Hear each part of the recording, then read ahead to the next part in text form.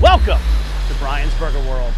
Buckle up, burger lovers. This ride is about to get juicy. It's my time. For years, I've been traversing the country looking for the most delicious hamburgers. You guys have any hamburgers? It's my world. What I found is the best burgers come with the best stories and the best history behind them. But to start, we wanted to come here to the motherland, to the epicenter, Hamburger America in New York City, which is owned by George Motz, the world's foremost authority my Obi-Wan Kenobi. on hamburgers and hamburger history. We're gonna go inside and eat his famous Oklahoma smashburger. We're gonna get it, we're gonna take notes, bring it back to our home offices and see if we can create it. Good luck, Chef. That is fantastic! Bryan's Burger World. The Bryan's Burger World.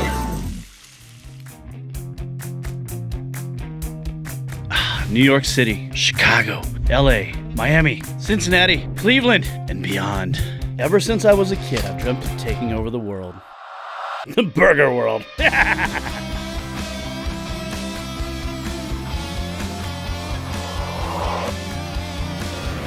First place I'm taking over is New York City. Anybody need a ride? Do I have a bell?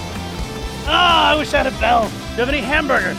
Who's the best hamburger in New York City? You guys have any hamburgers? Excuse me, sir. Can I have a hamburger?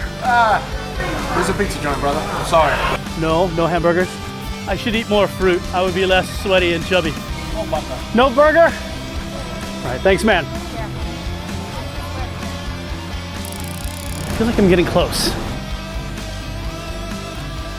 I've searched high and I've searched low. And if I don't eat soon, my stomach is gonna go King Kong on this city. Where do I get the best cheeseburger? Thankfully, Spider-Man saved the day by pointing me to... Thank you, Spider-Man. Hamburger America, which is owned by my hero and friend... Please welcome the burger scholar himself, George Motz! author of Hamburger America, the book, director of Hamburger America, the film, Motz, the Hamburger King. Man knows he knows what he's talking about. and owner of Hamburger America, the award-winning restaurant. Will he show this Padawan the secrets to his famous Oklahoma onion smash burger today? Let's go find out. This wall is me. Yeah.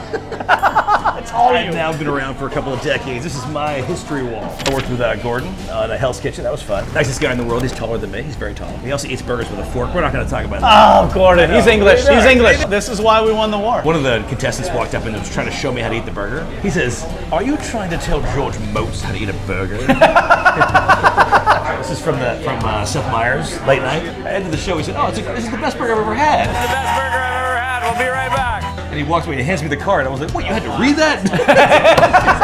This is scripted? Thanks, Seth. This is Helen Rosner from the New Yorker. She described the burger as a hamburger you'd feel good about taking your daughter to prom. This one's near and dear to yeah, my look heart, man. Look at that. Sorry, we're Can we not get you guys getting this? Look at that. What is that? Wait, what is this? So, we haven't met George yet, but we've secretly placed our own picture on his wall so we can be part of hamburger history as well. Hopefully you won't notice until we're long gone. Why do people keep doing this? Wait, oh my God. George is the first guest. Oh, there we go.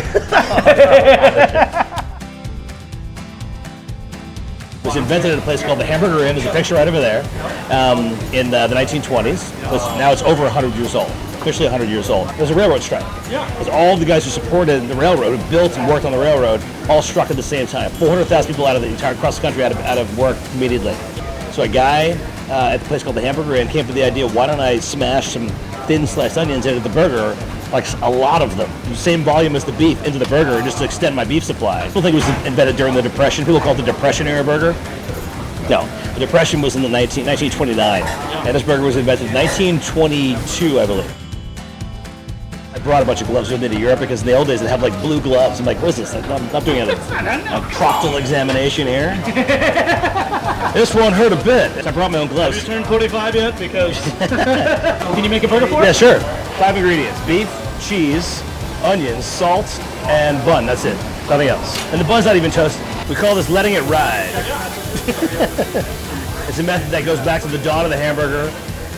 If you had 20 burgers here, and you have this environment of beef steam and onion steam going around, it would be the perfect environment for steaming that bun. These buns are already pretty soft to begin with, but we don't toast the bun. We don't need to. It seems like a lot of onions. It is.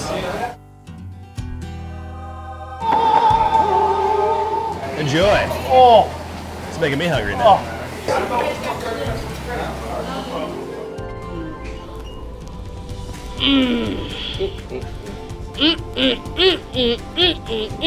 I didn't mean to interrupt, but what happened was you took a bite and your teeth went right through all the onions. oh, I didn't even notice that. Now, I don't want to tell Chef his business or what to do. Yeah. There's a reason that happened. Yeah, It's because I believe, like brisket, yeah, that onions have a breaking point, yeah, which is about 6.5 minutes. yeah. If you cook an onion for 6.5 minutes in beef grease, it breaks down. If you don't hit the 6.5 minute mark, you're gonna it Pulls out. pulls out. And the worst part is you burn your chin because all the onions come out at the same time. You burn your face. Yeah, right. And no one wants to burn their face. Don't listen. Trust the science. Trust the science. Giddy up. Good luck, Chef. Yeah, I was like, what the hell's going on with this case? So you can see, Oh! right, we've been, leave this in your pants and it went through the wash? What's going on here? it's pretty well loved. There's a lot of miles on that thing. A lot of miles. That's been in places that don't even show up on a map.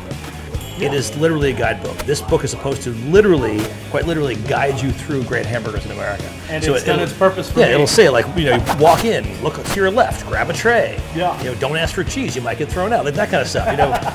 Don't ask for ketchup at Louis' lunch, you will get thrown out. They'll say, get out. I've taken the heat. I've gotten yelled at. I've done everything the wrong way, and I've told everyone how to navigate these burger spots correctly. So you walk so the rest of us could run.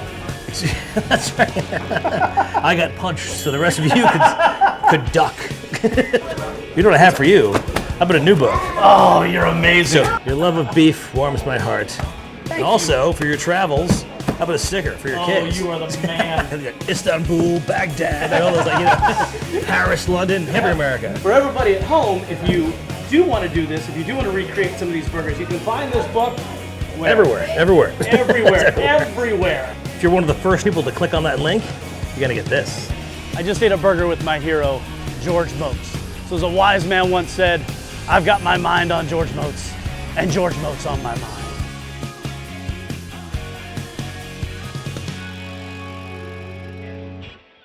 We have come back here to the mothership, the Certified Angus Beef Culinary Center, where we're gonna go inside and challenge Chef Gavin to recreate George's famous Oklahoma onion smash burger that started here, still lives here, and is coming straight from here.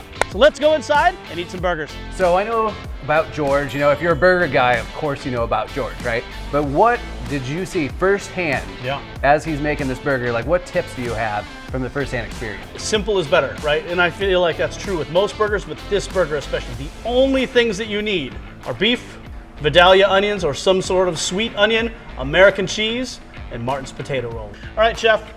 First things first, we gotta get these onions right. George will say it's almost like, you're looking almost like an onion juice. So you want to get the onion super thin, like translucent. Translucent.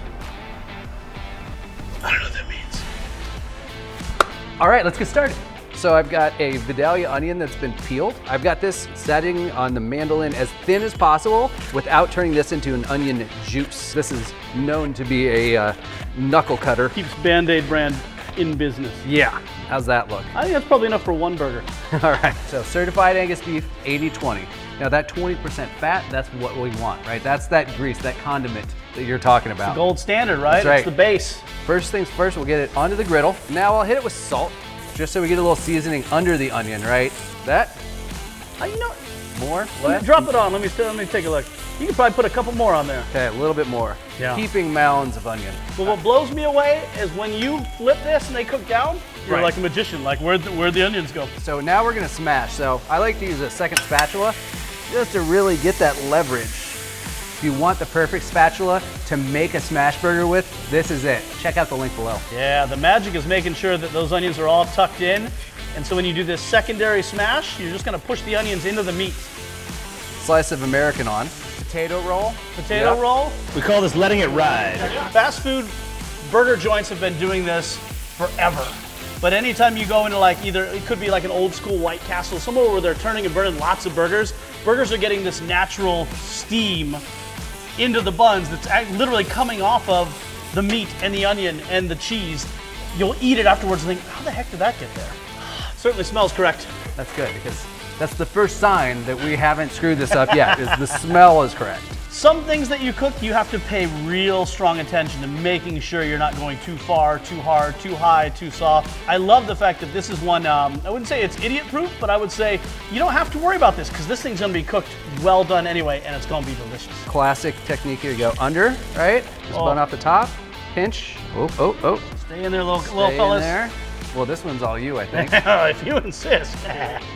Holding this burger, it's amazing. There's no condiments on here. So if you grew up in a sauce family, just trust. Trust me, not your instinct. Sense right. Looks good. Smells good. Oh, Chef, you know what 12-year-old me would say about this burger? What's that? That is Our friend George Motz has a saying that says grease is a condiment. Hey, you don't need ketchup or mustard or relish to bring flavor out.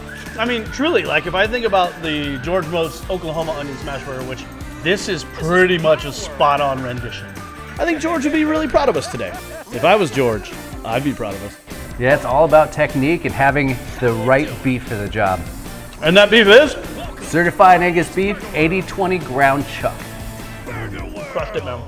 There you well go. done. Hey, if you enjoyed episode 1 of Bryan's Burger World with our buddy George Motz at Hamburger America, stick around because we're going to Chicago. Bryan's Burger World, the Bryan's Burger World. See you next time, burger lovers.